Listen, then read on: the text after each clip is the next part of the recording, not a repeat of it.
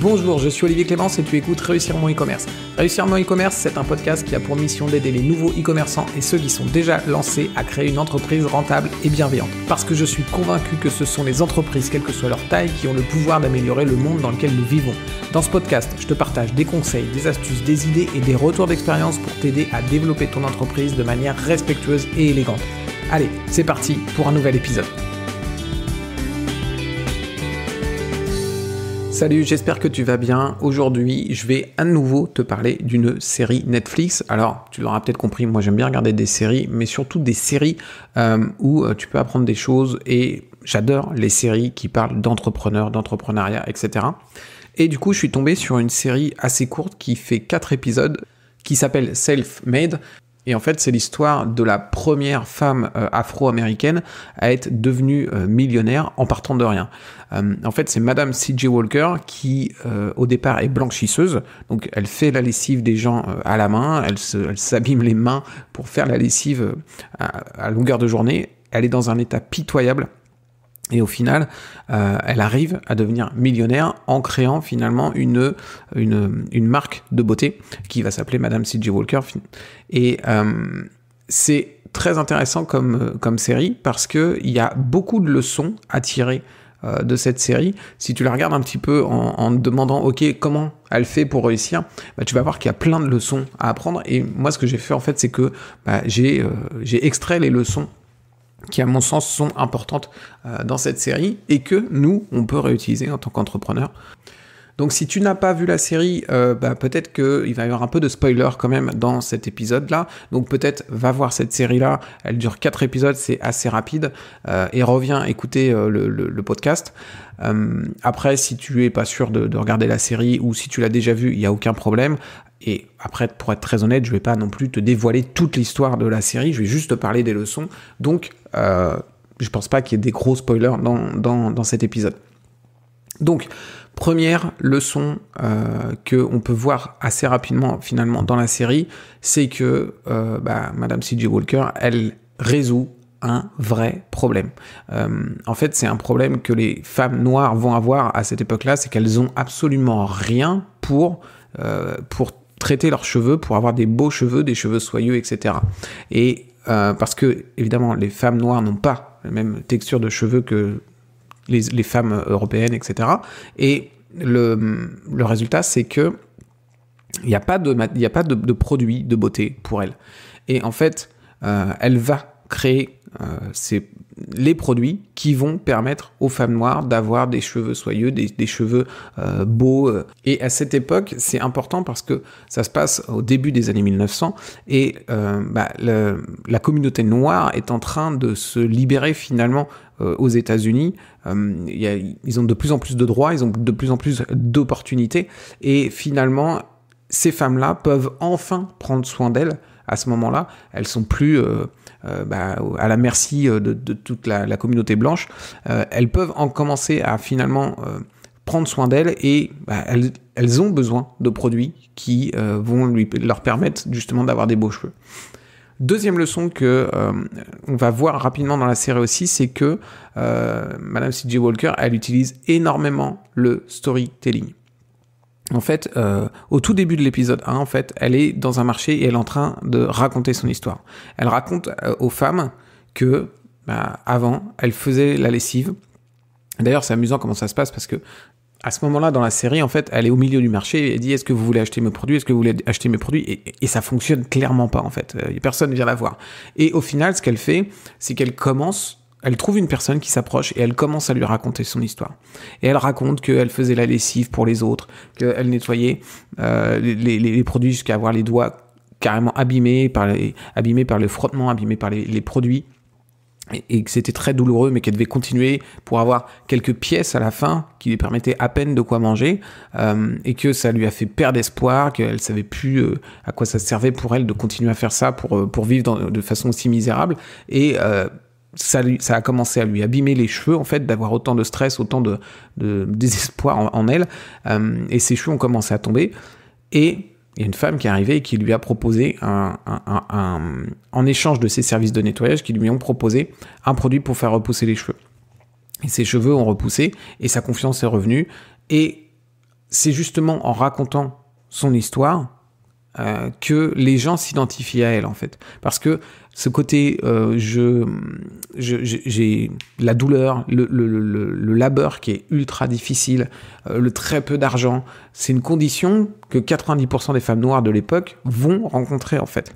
Et Madame C.J. Walker, en fait, elle est arrivée au stade où sa santé commençait à être vraiment impactée, elle perdait ses cheveux, etc. Et en fait, elle est en train d'expliquer, en racontant son histoire, les gens vont s'accrocher à son histoire parce que ils sont dans la même situation où ils sont dans le labeur difficile, dans la douleur, etc. Mais Madame C.J. Walker, elle est allée encore plus loin qu'eux dans ces problèmes-là, c'est que sa santé a commencé à se dégrader. Et donc, en gros, les gens s'accrochent à elle parce qu'ils comprennent qu'ils sont au même stade, enfin, qu'ils sont au stade juste avant où leur santé va se dégrader, où ils vont avoir des problèmes. Et quand elle raconte toute son histoire, à la fin de son histoire, il y a des dizaines de personnes qui sont là, qui sont réunies autour d'elle pour l'écouter et qui du coup veulent acheter ses produits. Elle se retrouve avec plus aucun produit à vendre au bout de quelques minutes. Donc ce qui est intéressant, c'est le storytelling, c'est ce qui permet aux gens de s'accrocher. Et toi, tu peux utiliser le storytelling, tu peux raconter ton histoire ou une autre histoire, mais pour faire comprendre aux gens que ça les concerne et que ça peut les emmener... que tes produits peuvent les emmener vers quelque chose d'absolument génial pour eux, ou au contraire, sans tes produits qui peuvent aller droit vers une vie cauchemardesque et qu'il faut acheter tes produits, tu vois. Donc c'est le but du storytelling, c'est ça, et c'est très bien mis en œuvre dans la série. Troisième leçon, c'est montrer le bénéfice ultime. C'est toujours dans l'épisode 1, il y a énormément de leçons dans l'épisode 1. En fait, Madame C.J. Walker, elle est à nouveau dans un marché et elle commence à nouveau à attirer les personnes au milieu du marché. Et là, cette fois, elle fait pas juste raconter son histoire, elle explique aussi à quoi va servir son produit. Mais en fait, elle explique pas, elle est pas en train de dire le produit va faire en sorte que vous ayez des beaux cheveux, en fait. Le produit, il fait pas juste ça. Le produit... Qu'est-ce que ça donne d'avoir des beaux cheveux pour finalement une femme noire de l'époque ? Ça redonne de la confiance en soi, ça redonne de la liberté, ça permet de mieux gagner sa vie. Pourquoi ? Parce qu'on est plus présentable, parce qu'on peut aller trouver des emplois, etc. Et justement, elle prend l'exemple d'une femme qui est là en face d'elle dans l'assistance et qui a pas pu être embauchée dans l'hôtel qui vient d'ouvrir et qui embauche des femmes noires pour faire le service, pour aider, etc. Et ce qui, à l'époque, est un bon job, bien payé, etc. Eh bien, elle n'a pas pu trouver ce job parce qu'elle n'était pas suffisamment présentable et parce que, du coup, elle allait faire peur à la clientèle. Et avec le produit de Madame C.J. Walker, eh bien, elle va pouvoir avoir des beaux cheveux, elle va pouvoir être présentable, elle va pouvoir aller obtenir ce job dans cet hôtel qui est un job bien payé à l'époque. Donc, elle montre le bénéfice ultime. Le bénéfice ultime, c'est pas juste d'avoir des beaux cheveux. Le bénéfice ultime, c'est finalement d'être au même niveau que les blancs à l'époque et de gagner correctement sa vie, de gagner de la liberté, de gagner de la confiance en soi. Allez, on enchaîne avec la leçon 4 qui est finalement très simple, c'est de connaître son avatar client. À chaque fois qu'elle discute avec une personne pour lui vendre ses produits, etc., c'est extrêmement simple, extrêmement fluide pour elle parce qu'elle a vécu tout ce qui s'est passé. Elle vit en fait la vie de ses clientes. Elle a été dans la situation où elles sont actuellement. Elle a été dans une situation plus grave que celle où elles sont actuellement et elle est ressortie de ça pour être dans une situation où elle est meilleure elle a une vie meilleure que celle de ses clientes. Et du coup, elle a vécu toutes les étapes en fait. Donc elle connaît très très bien son avatar et elle sait quoi lui dire, elle sait ce que son avatar ressent. Et du coup, c'est ultra simple pour elle de leur parler, ultra simple pour elle de faire du storytelling, comme on l'a vu juste avant, et c'est ultra efficace. L'idée, c'est pas forcément que tu vives forcément, toi, pour utiliser cette leçon, l'idée, c'est pas forcément que tu vives ce que vit ton avatar. Par contre, renseigne-toi à fond sur ton avatar, discute au maximum avec ton avatar, passe un maximum de temps avec ton avatar client pour savoir c'est quoi ses problèmes, savoir comment tu peux les exprimer, comment tu peux les résoudre et comment tu peux l'aider. Donc ça, c'est vraiment une leçon ultra importante on le voit tout au long de la série, en fait, dans tous les épisodes. Leçon 6, persévérer. En fait, il y a un moment dans l'histoire, elle cherche à avoir un endorsement J'ai plus le terme exact de ce que ça veut dire en français, mais en gros c'est quelqu'un qui va représenter la marque, une personne connue en fait qui va dire que la marque est bien, qu'elle l'utilise, etc. Et en fait, elle pendant tout l'épisode, elle essaye de faire en sorte que cette personne, elle accepte justement de parler de ses produits et de dire que ses produits sont bons. Et elle fait vraiment tout, elle cherche des opportunités pour rentrer en contact avec cette personne, parce que c'est une personne qui est difficile à contacter. Elle se crée énormément d'opportunités. Et en fait, au final, ce qui se passe, c'est qu'elle n'arrive pas à avoir cette personne qui accepte, mais elle s'est tellement battue et elle a créé tellement d'opportunités autour d'elle qu'elle obtient le financement d'autres personnes. Et finalement, c'est souvent ce qui va arriver, c'est que si tu fais les choses suffisamment à fond et suffisamment longtemps, tu vas peut-être pas atteindre ce que tu veux, mais tu vas t'ouvrir tellement de portes, tu vas te créer tellement de nouvelles opportunités et tu vas mettre en place de nouvelles solutions que ça va te permettre finalement d'obtenir des choses que tu n'avais pas prévues et des choses qui peuvent être aussi bien, voire meilleures que ce que tu n'avais pas prévu, que ce que tu avais prévu au départ en fait. Donc c'est important de persévérer dans les choses que tu fais et d'ouvrir plein de portes, d'essayer plein de nouvelles choses pour justement te créer toutes ces opportunités qui vont te permettre de faire avancer ton business. Et donc je trouvais ça intéressant aussi dans l'épisode en question où elle essaye par tous les moyens d'atteindre son objectif. Elle n'arrive pas à l'atteindre, mais elle a fait tellement de choses, elle a discuté avec tellement de personnes, elle a rencontré tellement de gens qu'elle n'aurait jamais rencontré autrement, qu'au final, elle arrive à avoir finalement ce qu'elle veut et à avoir des personnes qui viennent l'aider pour son entreprise. Et enfin, leçon numéro 7, c'est avoir un pourquoi clair et l'utiliser pour prendre des décisions. Donc le pourquoi, c'est quoi ? C'est tout simplement pourquoi est-ce que tu as lancé ton entreprise, pourquoi est-ce que tu vends ces produits, pourquoi est-ce que tu fais ce que tu fais aujourd'hui. En fait, à un moment donné dans l'histoire, Madame C.J. Walker, elle va décrocher un contrat qu'elle veut en fait depuis des années pour vendre ses produits dans des grandes chaînes de magasins. C'est génial pour elle parce que ça veut dire des millions et des millions de dollars qui vont rentrer en fait dans son entreprise parce que ces produits vont vraiment être vendus en grande distribution et vont devenir ultra populaires. Sauf que vendre dans les magasins, ça met en péril le job des centaines de femmes noires qui travaillent pour elle et leur job c'est justement d'aller faire connaître les produits et de vendre les produits. Elles vont dans la rue, elles vont faire du porte-à-porte, elles vont voir des personnes pour vendre les produits de Madame C.J. Walker. Et en fait, l'entreprise de Madame C.J. Walker, elle a créé plein de jobs comme ça pour toutes ces femmes noires. Et du coup, en fait, à un moment donné, elle réfléchit, elle se dit que la raison pour laquelle elle a créé son entreprise, c'est pour aider les femmes noires à être libres, à être autonomes, à avoir confiance en elles et à atteindre un statut qu'elles n'avaient pas jusqu'à présent, le même statut que les femmes blanches en fait.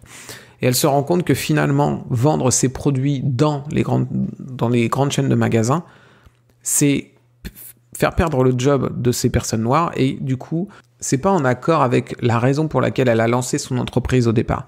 Et ce qu'elle fait, c'est qu'elle fait marche arrière et finalement, elle annule son contrat avec la grande chaîne de magasins.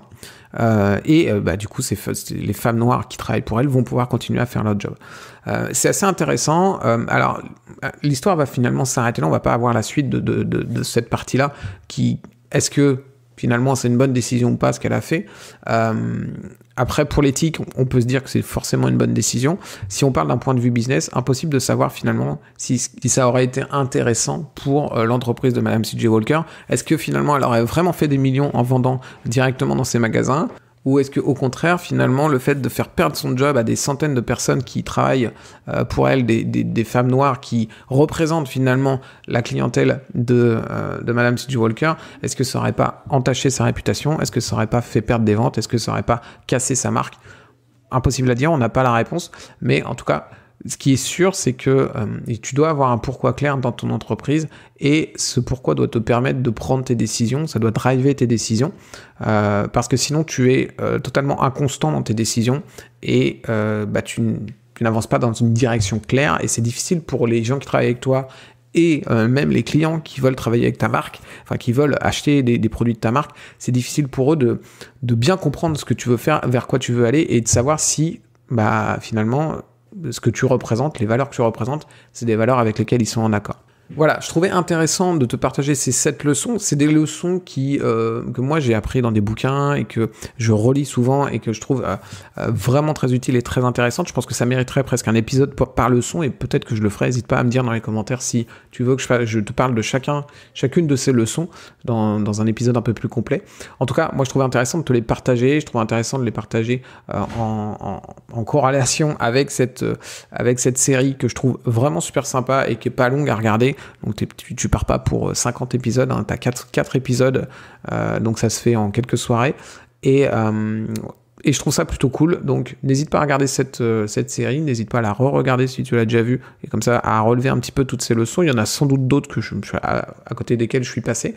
Moi je veux bien ton avis pour savoir si tu trouves intéressant qu'on traite dans le podcast de ces leçons et peut-être d'autres leçons sur le business. Qu'on traite de ça de façon un peu plus complète. Comme toujours, tu peux laisser un avis sur Apple Podcast et une note, et sur les autres plateformes où tu peux pas laisser d'avis, eh bien tu peux partager tout simplement cet épisode autour de toi par email à un ami, sur un groupe Facebook, sur un forum, comme ça t'arrange. Sur tes réseaux sociaux, plus tu partages le podcast, plus ça l'aide à grossir et plus c'est cool. Donc je te remercie d'avance. Allez, je te dis à très vite. Ciao.